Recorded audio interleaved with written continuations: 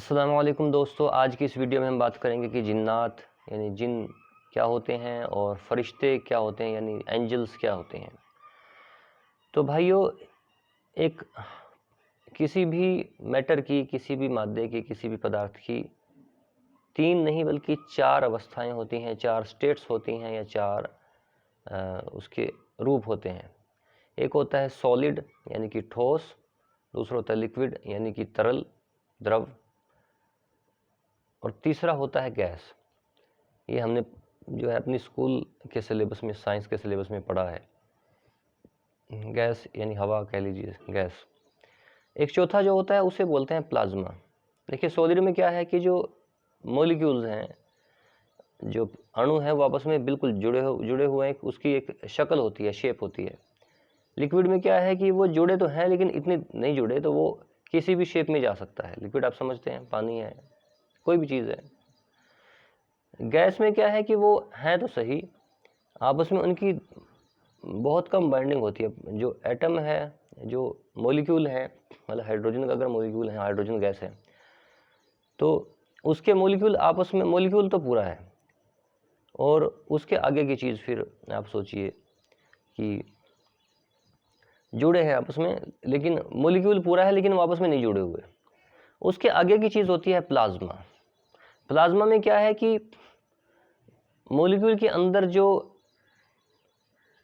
Protons हैं, electrons हैं, और जो आप कहिए इलेक्ट्रॉन्स, प्रोटॉन्स और न्यूट्रॉन्स, ये भी अलग अलग होते हैं। ये भी मतलब एक मॉलिक्यूल भी पूरा नहीं होता। तो वो एक तरह से वो एक, ये सारी चीज़ें हवा, मतलब हवा में कहीं एक खाली स्पेस में तैरती रहती हैं। ये होता है प्लाज्मा।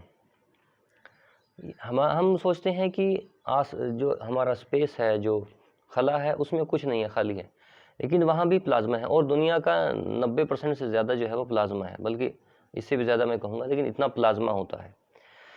तो जिन्नात जो हैं वो प्लाज्मा के बने होते हैं।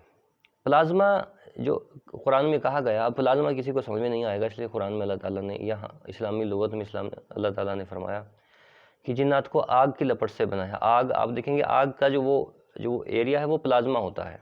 एक आपको समझने के लिए बता रहा हूँ, वो प्लाज्मा होता है। गर्मी की बात नहीं कर रहा हूँ, लेकिन लोगों को समझाना था, इसलिए आग का जो, नार का जो लफ्ज़ है वो इस्तेमाल किया गया। तो प्लाज्मा से जिन्नात बने हैं, इसलिए वो प्लाज्मा जुड़कर कोई भी शेप ले सकता है। जिन्नात किसी की भी शक्ल में आ सकते हैं, बना सकते हैं। इतनी उनको तौफीक मिली हुई है, इतने उनको अख्तियारात मिले हुए हैं शुरू से। अब फरिश्तों की बात करते हैं। फरिश्तों के बारे में साफ साफ है कि नूर से बने, लाइट से बने हैं। अगर आप साइंस को अच्छे से समझते हैं तो आप ये समझते हैं कि साइंस की ड्यूअल नेचर होती है, लाइट की ड्यूअल नेचर होती है, माफ़ कीजिए। लाइट एक मास प्रॉपर्टी भी उसकी होती है, और वो लाइट तो है ही, और एनर्जी नेचर भी उसकी है। उसकी ड्यूअल नेचर है, दोहरी उसकी जो है वो फितरत है। तो लाइट में एनर्जी भी है और वज़न भी है, दोनों चीज़ें हैं। तो फरिश्तों के अंदर एनर्जी भी है और उनके अंदर वज़न भी है। अब वो कहाँ जाते हैं, किस तरह जाते हैं, वो कर सकते हैं, किसी भी बंद मकान के अंदर वो जा सकते हैं, क्योंकि एक पर्दा, एक जो दीवार है, वो लाइट के एक स्पेक्ट्रम के लिए तो ओपेक है, उसमें से वो आर पार नहीं जा सकता, लेकिन दूसरे स्पेक्ट्रम के लिए वो जो है ट्रांसपेरेंट है। जैसे ग्लास है, ग्लास के अंदर जो है लाइट जा सकती है, लेकिन ये जो लाइट जाती है विजिबल लाइट है, दूसरी लाइट नहीं जा सकती।